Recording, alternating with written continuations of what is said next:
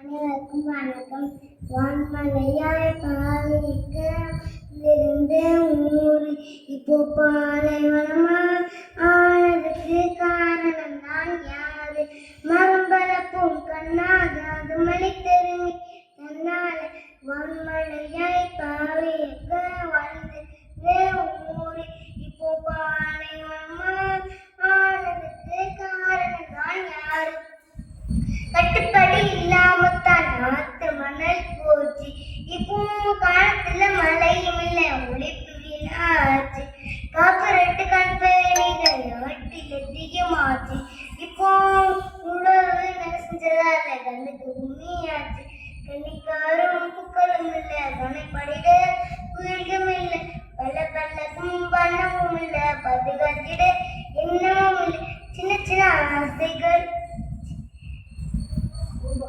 ரூபாய் நோட்டு மேலே ஐயா என்ன மிதி போச்சு. உயிர் மூலம் எல்லாமே கப்பல் எரியாச்சு. கண்களும் மிளந்து காட்சி மிதக்கு வான்மலை உள்ளே மூச்சும் மிதக்கு.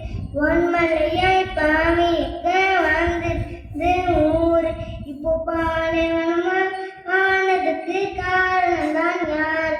ஊரு செலுத்திருக்க உள்ள நசும் தேர் ஐயா